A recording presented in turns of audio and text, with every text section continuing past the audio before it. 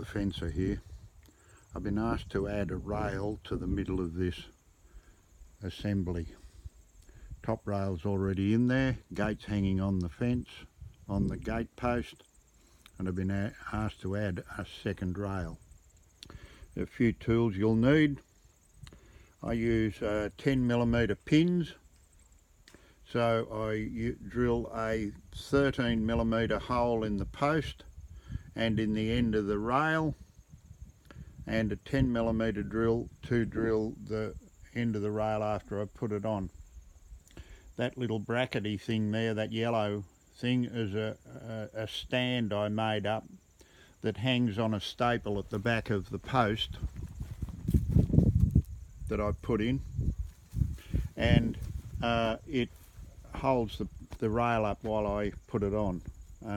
I'll show you some more in a minute.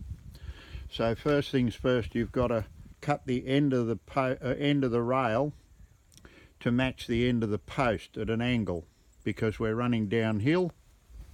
You need to cut a little bit of an edge on the end of the post, similar to the top one.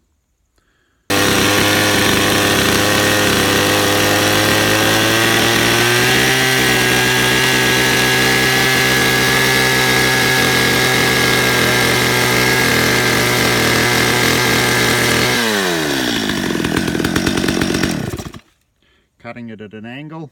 Now I'll drill a hole in the end and we can put the pin in the post. I've already pre-drilled the post hole, marked it and pre-drilled it, so I'll drill the end of that and see what we do.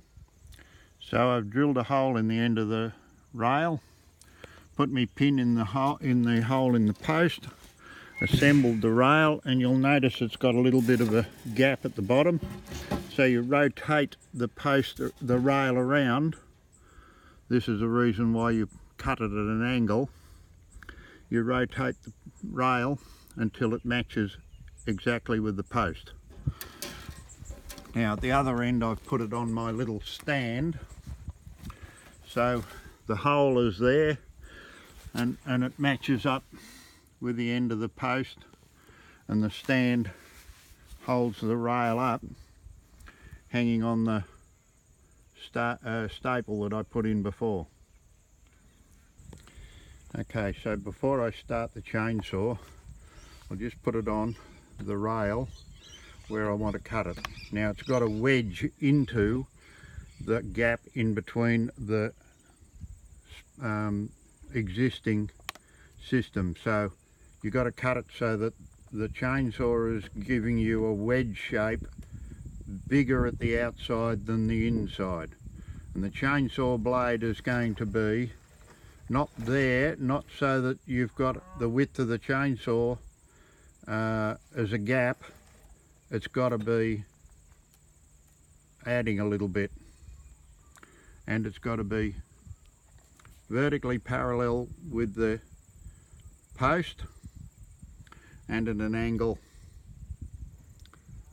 and cutting. So I'll cut it and I'll show you what I mean. So I cut the end off, and we're at the point where it pushes into the post. Okay, and wedges in tight. So it's tight at that end, tight at the other end. Okay, so we can drill a hole and fit it into position. So just drill a 10mm hole in the end of the rail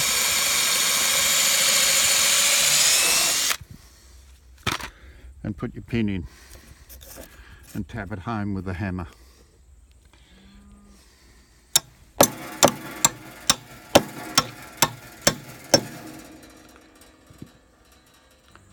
So there you have it, rail included in, and now it's a 2-rail strainer holding the gate up.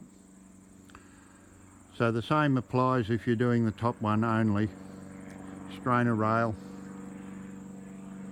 same method, just that it's a bit tricky when you are using an existing and you've got to add a bit in the middle. See ya, Bob the fencer here, just a quick one.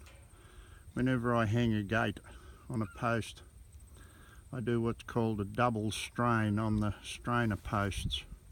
So there is a wire that goes from the top of the post to hold the weight against the gate, and it attaches to the bottom of the post on the free post, and then on the top, straining against the wires which run down the fence line, you have a wire that's going to strain against that pull of the fence wires. So one strainer wire holds the gate up, while the other fence wire, strainer wire holds against the fence wires. Okay, see ya.